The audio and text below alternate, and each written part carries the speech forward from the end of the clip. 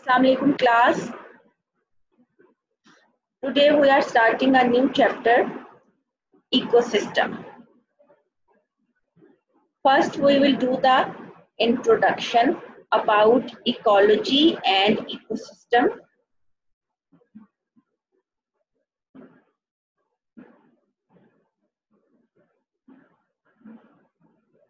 The term ecology comes from the Greek words oikos, meaning the family, household, and logy, meaning the study.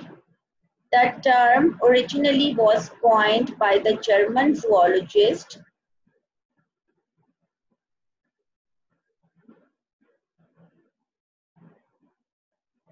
Ernst Haeckel in 1866. He called it ecologic and defined it as the study of the relationship of animals to their environment. इसका मतलब है कि ecology biology की वो branch है जिसमें हम relationship study करते हैं, relationship of the organisms with that of their environment, कि एक एनवायरनमेंट में अगर एनिमल्स या प्लांट्स रह रहे हैं या लिविंग ऑर्गेनिजम्स रह रहे हैं तो उनका क्या रिलेशनशिप है अपने एनवायरनमेंट के साथ. Environment includes not only the physical but also the biological conditions under which an organism lives. Environment जो है उसमें physical factors भी होते हैं. Physical factors का मतलब है वहाँ का temperature, वहाँ का pressure, वहाँ पे water vapors कितने हैं, ये तमाम चीजें physical में आ जाती हैं. और उसके अलावा वहाँ की biological conditions कैसी हैं जिसमें वहाँ के organisms survive कर रहे हैं. और बायोलॉजिकल कंडीशंस का मतलब है कि वहाँ के तमाम जो बायोटिक फैक्टर्स हैं वो क्या हैं और बायोलॉजिकल कंडीशंस कैसे हैं. Relationship includes interaction with the physical world and with members of other species and the same species. और रिलेशनशिप जिसकी हम बात कर रहे हैं कि वो ऑर्गेनिजम्स और एनवायरनमेंट के दरमियान है, तो उसमें फिजिकल वर्ल्ड का मतलब है कि जितने भी फैक्टर्स हैं जैसे वाटर है, जैसे टेम्परेचर है, जैसे लाइट है, ये तमाम फैक्टर्स जो हैं उनका interaction with the member of one species, के एक स्पीशीज के मेंबर्स के दरमियान और इसके अलावा डिफरेंट स्पीशीज के मेंबर्स के दरमियान. तो एक ही स्पीशी जो है उसके मेंबर्स के दरमियान भी इंटरेक्शन होता है और वो इंटरेक्शन जैसे फूड के लिए है, स्पेस के लिए है या और बहुत सी चीज़ों के लिए है. और इसी तरह दूसरी स्पीशीज के साथ भी इंटरेक्शन है. जैसे एक अगर जू है उसमें अगर एनिमल्स रह रहे हैं या एक फॉरेस्ट में एनिमल्स रह रहे हैं तो उनका आपस का इंटरेक्शन, ये शिकार के लिए या फूड की कोई और फॉर्म है उसके लिए या स्पेस के लिए, प्रोटेक्शन के लिए, तो ये तमाम जो इंटरेक्शंस हैं ये इसलिए होती हैं क्योंकि हर ऑर्गेनिज्म जो है वो चाहता है कि उसे बेटर स्पेस मिले, बेटर फूड मिले और वो इन तमाम चीज़ों के लिए आपस में भी इंटरेक्ट करते हैं. मतलब कि एक ही स्पीशीज के ऑर्गेनिजम्स भी इंटरेक्ट करते हैं और डिफरेंट स्पीशीज के जो ऑर्गेनिजम्स हैं वो भी इंटरेक्ट करते हैं. Same is with the plants. जैसे एक अगर ग्रास लैंड है या एक फॉरेस्ट है उसमें बहुत से प्लांट्स हैं तो वो भी न्यूट्रिएंट्स के लिए, लाइट के लिए कि उनको, तो वो भी लाइट और न्यूट्रिएंट्स के लिए compete करेंगे और वो बेहतर से बेहतर न्यूट्रिएंट्स अपने लिए लेने की कोशिश करेंगे, वाटर ज़्यादा एब्जॉर्ब करने की कोशिश करेंगे. तो ये तमाम ऑर्गेनिजम्स का अपने एनवायरनमेंट के साथ इंटरेक्शन होता है और इस स्टडी को हम इकोलॉजी कहते हैं. और इकोलॉजी जो है वो जो ये टर्म इकोलॉजी है ये एक जर्मन जूलॉजिस्ट अर्नस्ट हैकेल ने 1866 में इसके बारे में बताया था और उसने इन रिलेशनशिप्स के बारे में बताया कि एक एनवायरनमेंट में जिसमें ऑर्गेनिजम्स रह रहे होते हैं उनका उसके साथ रिलेशनशिप होता है. Now the next term is ecosystem. और इकोसिस्टम जो है it is the major unit of ecology, कि जैसे हर एक जो भी कोई सिस्टम होता है उसका एक यूनिट होता है, जिस तरह सेल एक लिविंग ऑर्गेनिज्म का यूनिट है, इसी तरह जो इकोलॉजी का जो मेजर यूनिट है वो एक इकोसिस्टम है। Organisms interact with their environment within confines of ecosystem. Ecosystem का मतलब है कि एक ऐसा हैबिटेट जिसके अंदर organisms और जो उसके environment है वो आपस में interact कर रहे हों, वो एक unit है। Eco part of the word is related to environment and system part means a collection of related parts that function as a unit. तो इकोसिस्टम जो है इसमें फिर तमाम इसके पार्ट्स, जैसे इसमें लिविंग ऑर्गेनिजम्स कौन कौन से हैं और उसकी एनवायरनमेंट कैसी है, और उन तमाम का जो इंटरेक्शन है वो हम इकोसिस्टम में देख सकते हैं। जो लिविंग पार्ट है उसको हम बायोटिक कहते हैं, और जो फिजिकल पोर्शन है जो कि टेम्परेचर है, लाइट है, हीट है, ये तमाम जो फैक्टर्स हैं वो एबायोटिक फैक्टर्स कहलाते हैं। बायोटिक फैक्टर्स जो हैं उनमें animals, plants, fungi, microorganisms आ जाते हैं, और एबायोटिक कंपोनेंट्स के अंदर एटमॉस्फेयर है, क्लाइमेट है, मतलब मौसम कैसा है उस एरिया का, सॉइल है, वाटर है, ये तमाम एबायोटिक। तो एक इकोसिस्टम दो चीजों से मिलके बनता है, एक उसके बायोटिक फैक्टर्स होते हैं और एक उसके एबायोटिक फैक्टर्स होते हैं। बायोटिक फैक्टर्स या बायोटिक कंपोनेंट्स में तमाम लिविंग ऑर्गेनिजम्स आ जाते हैं, जिसमें कि एनिमल्स हैं, प्लांट्स हैं, माइक्रो ऑर्गेनिजम्स हैं, और एबायोटिक फैक्टर्स में फिजिकल फैक्टर्स आ जाते हैं, और फिजिकल फैक्टर्स जो हैं उनमें क्लाइमेट है, सॉइल है, वाटर है, टेम्परेचर है, ये तमाम चीजें आ जाती हैं। Various kinds of organisms that inhibit and ecosystem make a population. जितने भी लिविंग ऑर्गेनिजम्स एक इकोसिस्टम में रह रहे होते हैं वो वहाँ की पॉपुलेशन बनाते हैं, और पॉपुलेशंस जो हैं वो फिर आपस में इंटरेक्ट करते हैं। अब हमने देखना है कि पॉपुलेशन और कम्युनिटी में क्या डिफरेंस है। अगर एक ही स्पीशीज के ऑर्गेनिजम्स हैं तो वो पॉपुलेशन बनाएंगे, और अगर मुख्तलिफ स्पीशीज हैं तो वो कम्युनिटी बनाएंगे। जैसे अगर सपोज रावलपिंडी है तो उसमें ह्यूमन बींग्स की पॉपुलेशन कितनी है, इसका मतलब है कि हम सिर्फ ह्यूमन बींग्स की बात कर रहे हैं। लेकिन अगर हम कम्युनिटी देखेंगे तो हम देखेंगे जैसे एक फॉरेस्ट है उसमें बहुत से एनिमल्स और प्लांट्स हैं और तमाम की स्पीशीज अलग अलग हैं, लेकिन वो एक एरिया में इकट्ठे रह रहे हैं तो वो कम्युनिटी होंगे।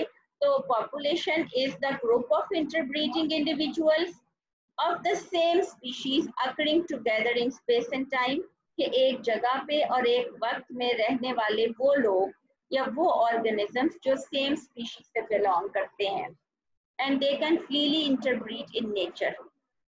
Population of plants and animals in the ecosystem do not function independently of each other. Some populations compete with other populations for resources such as food, water or space.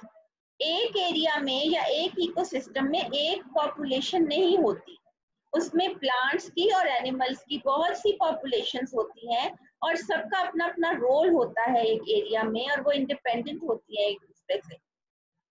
और कुछ ऐसी भी पॉपुलेशंस हैं जो food, water, space के लिए, जैसे cats हैं, डॉग्स हैं और बहुत से एनिमल्स हैं, वो compete कर रहे हैं रिसोर्सेज के लिए, जैसे food, water, space. In some cases, one population is the food resource for another. जैसे कैट माउस का रिलेशनशिप है कि एक फूड बन जाता है दूसरे के लिए, तो ये रिलेशनशिप भी होता है। और दोनों पॉपुलेशंस जो है उनको एक दूसरे से फायदा भी हो सकता है, एक को दूसरे से नुकसान भी हो सकता है। Populations within an ecosystem are known as community, और जो बहुत सारी पॉपुलेशंस होती हैं वो मिलके कम्युनिटी बनाती हैं, और तमाम कम्युनिटीज आपस में इंटरकनेक्टेड होती हैं, और इंटरकनेक्टेड कम्युनिटीज जो हैं वो एक दूसरे से फायदा नुकसान हासिल करती हैं, और वो मुख्तलिफ इंटरेक्शंस होती हैं इनके दरमियान, और वो एक एरिया में जब रह रही हैं। अब यहाँ तक आपने कितनी चीजें पढ़ ली? आपने पहले दो डेफिनेशंस करनी है, एक इकोलॉजी और एक इकोसिस्टम। उसके बाद दो डेफिनेशंस, पॉपुलेशन एंड कम्युनिटी। ये दोनों जो पॉपुलेशन और कम्युनिटी की डेफिनेशंस हैं, ये आपको याद भी होनी चाहिए और आपको इसका डिफरेंस पता चलना चाहिए कि क्या फर्क है जब हम एक स्पीशीज के ऑर्गेनिजम्स की बात कर रहे हैं एक इकोसिस्टम में, तो वो पॉपुलेशन है। लेकिन अगर हम बहुत सारी स्पीशीज की पॉपुलेशंस देखेंगे तो वो कम्युनिटी बन जाएगी। इकोसिस्टम के बहुत से लेवल्स होते हैं। अब हम देखते हैं कि कौन कौन से लेवल है। On our level individual organism including man, पहला लेवल हमारा अकेले का। Both respond to and influence physical environment. आपको पता है हम अपने फिजिकल एनवायरनमेंट को रिस्पॉन्ड करते हैं कैसे? हमें हीट, टेम्परेचर और लाइट, हम इन तमाम चीज़ों को रिस्पॉन्स करते हैं। गर्मी है तो हम पंखे के नीचे बैठ जाएंगे और धूप में नहीं जाएंगे। इसी तरह ह्यूमिडिटी, इन तमाम चीज़ों को, वाटर, इसको हम रिस्पॉन्स करते हैं। अगला level individual of same species form population. पहला इंडिविजुअल लेवल जिसमें एक ऑर्गेनिज्म है, एक ह्यूमन बीइंग है। फिर पॉपुलेशन आ गई, पॉपुलेशन उसके ही जैसे सेम स्पीशीज के organisms that can be described in terms of number, growth rate, age distribution. उसमें हम ये टर्म्स इस्तेमाल करेंगे, इस एरिया में इस स्पीशीज के या इस ऑर्गेनिज्म जो है कितने हैं, उनका क्या नंबर है, उनकी ग्रोथ कैसी है, कम है या ज्यादा है, और उसकी एज डिस्ट्रीब्यूशन जो है वो कैसी है। फर्दर अब तीसरा लेवल आ गया, individuals of these populations interact among themselves and with individuals of other species to form a community। तो तीसरा लेवल जो है वो कम्युनिटी लेवल है।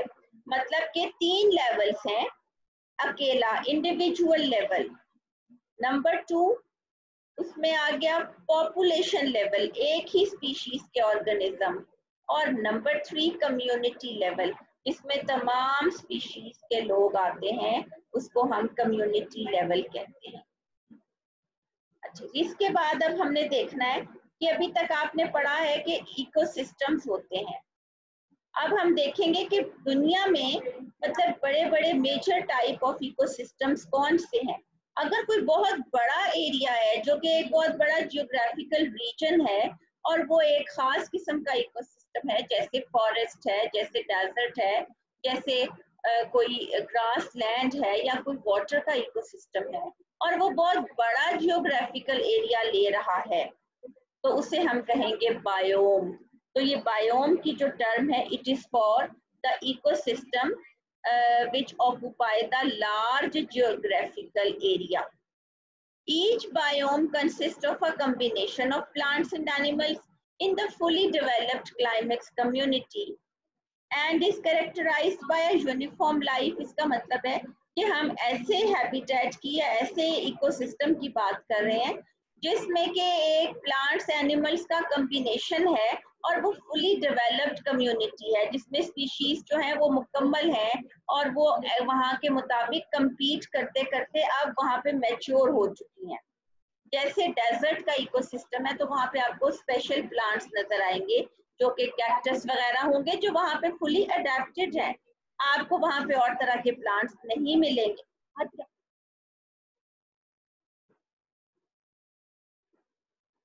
और इसी तरह से अगर कोई ग्रास लैंड है तो वहाँ पे आपको ज्यादातर मेजर ग्रासेस ही नजर आएंगे और इसके अलावा आपको और तरह के प्लांट्स नहीं मिलेंगे। तो और इसी तरह वहाँ पे एनिमल्स भी उस किस्म के होंगे। तो बायोम जो है वो एक बड़ा एरिया जो कि जियोग्राफिकल जोन कवर अप करता है, और वो जब कवर करता है तो उसमें खास वहाँ के अडेप्टेड एनिमल्स और प्लांट्स होते हैं। It is characterized by uniform life form of vegetation such as grass or coniferous trees। अब जो coniferous forests हैं वहाँ पे तमाम coniferous trees आएंगे। What are coniferous trees? They are cone producing trees. These are called gymnosperms। और कुछ जो बड़े बड़े टेरेस्ट्रियल बायोम्स हैं या बड़े बड़े इकोसिस्टम्स हैं वो कौन से हैं? फॉरेस्ट है, ग्रास लैंड है, डेजर्ट है। Combine the biome of Earth together form the planetary ecosystem। अगर हम पूरी दुनिया को एक इकोसिस्टम तस्वुर करते हैं तो फिर वो प्लैनेटरी इकोसिस्टम या अर्थ इकोसिस्टम कहलाता है। अब यहाँ पे आप एक पिक्चर देख रहे हैं कि एक लिविंग ऑर्गेनिज्म जो है उसको किस तरह से तमाम फैक्टर जो हैं वो उसको इंटरेक्ट कर रहे हैं। जैसे सपोज कि एक ऑर्गेनिज्म है, जैसे आप हैं या हम, और एनिमल्स भी अफेक्ट कर रहे हैं। माइक्रोस्कोपिक ऑर्गेनिज्म है, जैसे बैक्टीरिया, वायरसेस होते हैं हवा में, light, air, plants, gravity, air pressure है, टेम्परेचर, वाटर, फूड, दूसरे लोग हैं, पीपल, ये तमाम जो है इनके साथ हमारा लाइफ में इंटरेक्शन होता है और ये तमाम जो है ये मिलके एक इकोसिस्टम बनाते हैं और एक एनवायरनमेंट बनाते हैं। अब इसके बाद एक टर्म आ गई है बायोस्फीयर। जो जमीन है उसके ऊपर उतना हिस्सा जहां तक ऑक्सीजन अवेलेबल है और लाइफ जो है वो एग्जिस्ट करती है, उसको हम बायोस्फीयर कहते हैं। बायोस्फीयर का मतलब है उतना एरिया अर्थ के ऊपर जहां तक कि आपको लाइफ नजर आती है, जहां तक ट्रीज होते हैं, जहां तक बर्ड्स जो हैं वो फ्लाई कर सकते हैं, जहां पे ऑक्सीजन मौजूद है। Biosphere is a thin layer of earth in which all living organism exist.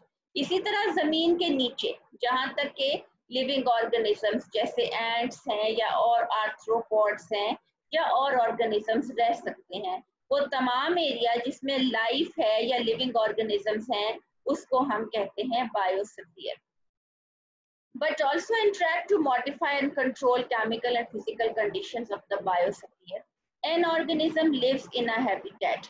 हम जिस जगह पे रहते हैं वो हमारा हैबिटेट है, और हैबिटेट जो है वो हमारा वो जिसमें हम अडेप्टेड हैं, हमारे टेम्परेचर के हिसाब से हम उसमें एडजस्ट हो चुके हैं।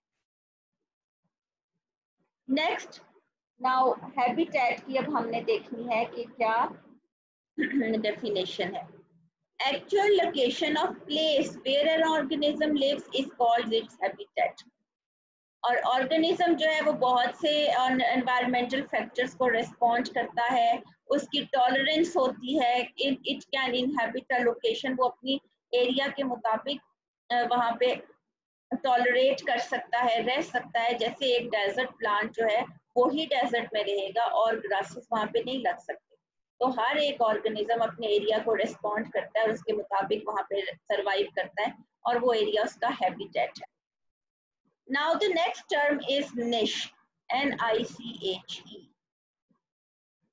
और ये जो नई टर्म है निश, ये 1917 में जोसेफ ग्रिनल, एक अमेरिकन ऑर्निथोलॉजिस्ट था, उसने ये टर्म डिवाइस की थी। Now who is ornithologist?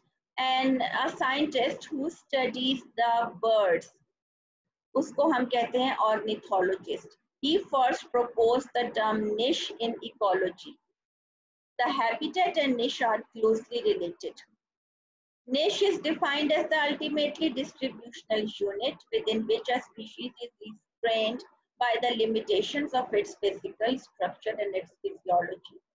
Ecological निश, या खाली अगर हम निश का नाम लेते हैं तो इसका मतलब है कि एक स्पीशीज जो कि अपनी तमाम लिमिटेशंस के साथ अपनी एक फिजिकल स्ट्रक्चर और फिजियोलॉजी के साथ एक एरिया में सरवाइव कर रही है। Charles Elton considered the niche the basic role of an organism in the community. Charles Elton की डेफिनेशन थोड़ी सी सिंपल और आसान है। इसने जस्ट ये कहा है कि रोल एक ऑर्गेनिज्म क्या प्ले कर रहा है इन कम्युनिटी, तो वो रोल जो है उसके हिसाब से हर एक ऑर्गेनिज्म का कोई ना कोई रोल होगा, चाहे वो प्रोड्यूसर है, चाहे वो कंज्यूमर है, चाहे वो डिकम्पोजर है। What it does in and for living community, its relationship to its food and animals, तो उसके तमाम तर रिलेशनशिप्स अपनी कम्युनिटी में कैसे हैं। In other words, he defined the niche as species occupation. तो निश का मतलब है कि एक स्पीशीज जो है उसका ऑक्यूपेशन क्या है, वो क्या रोल प्ले कर रही है, तो वो इकोलॉजिकल निश कहलाएगी। Ecological niche means what is the role playing by the species. It refers to profession or job of an organism. Ecosystems are composed of organisms with different jobs or ways of life, particularly concerned with feeding, role of a particular species within an ecosystem, including all aspects of its interaction with the living and the non-living environment. एक तो ये कि उसका job और profession क्या है ecosystem में, दूसरा ये कि वो किस तरीके से इंटरेक्ट कर रहा है तमाम लिविंग और नॉन लिविंग ऑर्गेनिज्म के साथ, और ये तमाम जो एस्पेक्ट्स हैं इनको देखना कि वो इकोलॉजिकल निश है जो वो रोल प्ले कर रही है। ये येलो बॉक्स है साइड में, उसमें डेफिनेशन फिर एक दी गई है कि a niche is defined as role a species plays in a community including behavior and influence. Now the last paragraph of this lecture.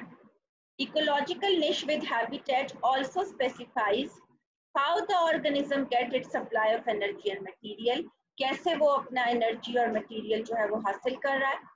For example, organisms, predators, prey and competitors as well as its behavior and interaction are considered elements of its niche. In addition, niche includes all the physical factors of the environment necessary for survival, such as range of temperature, amount of humidity, pH of the water and soil. तो यहाँ पे जो organism है वो किन किन factors के under आ रहा है, एक उसमें ह्यूमिडिटी है, टेम्परेचर है, पीएच है, ये तमाम एबायोटिक फैक्टर्स हैं, और इसके साथ साथ इसके जो तमाम फैक्टर्स जो कि फिजिकल हैं या एबायोटिक हैं जिनके जरिए वो सरवाइव कर रहा है, प्लस बायोटिक फैक्टर जैसे प्रीडेटर प्रे रिलेशनशिप है, एक प्रीडेटर प्रे के पीछे है, कौन compete करता है, कौन कामयाब होता है, कौन नाकाम होता है, ये तमाम इंटरेक्शंस जो हैं इनमें ये इकोलॉजिकल निश की ही डिटेल है कि निश जो है वो उसका रोल है कि क्या वो प्रीडेटर है या प्रे है, उनका क्या इंटरेक्शन है, और सेम विद फिजिकल एनवायरनमेंट के फिजिकल फैक्टर जो है वो कौन कौन से हैं. तो अभी इस चैप्टर में जो कि अभी आज हमने इंट्रोडक्शन की है गर्ल्स, इसमें आपने बहुत सी बातें जो हैं वो सीखी हैं. अब हम एक दफ़ा हमको रिवाइज कर लेते हैं. उसमें एक आपने सबसे पहले इकोसिस्टम और इकोलॉजी की डेफिनेशंस की, फिर आपने पॉपुलेशन और कम्युनिटी के बारे में पढ़ा कि एक स्पीशीज के ऑर्गेनिजम्स जो हैं वो पॉपुलेशन बनाते हैं, मुख्तलिफ स्पीशीज जो हैं वो मिलके रह रही हैं इसलिए वो मिलके फिर कम्युनिटी बनाती हैं, बहुत सी पॉपुलेशंस मिलकर कम्युनिटी बना देती हैं. फिर आपने क्या पढ़ा नेक्स्ट कि बायोस्फीयर क्या है, बड़े बड़े जो नहीं, पहले आपने पढ़ा कि बड़े बड़े जो जियोग्राफिकल डिस्ट्रीब्यूशन वाले एरियाज हैं उनको हम बायोम्स कहते हैं, और उनको हम कहते हैं लार्ज इकोसिस्टम, जैसे डेजर्ट इकोसिस्टम है, ग्रासलैंड इकोसिस्टम है, फॉरेस्ट इकोसिस्टम है, एक्वेटिक इकोसिस्टम्स हैं, these are biomes, they cover large geographical areas. उसके बाद नेक्स्ट है कि बायोस्फीयर क्या है, वो एरिया अर्थ के ऊपर नीचे अंदर जहां तक के लाइफ है, लिविंग ऑर्गेनिजम्स है, उसको हम कहते हैं बायोस्फीयर. फिर नेक्स्ट इकोलॉजिकल निश. इकोलॉजिकल निश का मतलब है कि हर स्पीशीज एक रोल प्ले कर रही है, और वो रोल जो है वो उसका जॉब है, और वो जॉब अपने इकोसिस्टम में स्पेसिफिक है जो वो कर रही है, और वो जो रोल प्ले करेगी उसमें वो इंटरेक्शन होगी with other species and with that of the physical factors, और फिर वो अपना जो भी रोल प्ले करेगी, चाहे वो प्रीडेटर है, वो प्रे है, या कोई भी काम वो कर रही है, वो उसकी जो भी मतलब एक उसका बिहेवियर है, दैट इज इकोलॉजिकल निश. निश का मतलब है कि वो क्या ऑक्यूपेशन जो है या क्या प्रोफेशन जो है वो परफॉर्म कर रहा है अपने एक इकोसिस्टम में. प्लस एक छोटी सी टर्म हैबिटेट थी, और हैबिटेट का मतलब है वो एरिया जहाँ पे के सरवाइव कर रही है एक स्पीशीज, को हैबिटेट कहेंगे. So this is all about the today's lecture, and now we will continue it tomorrow. Allah Hafiz.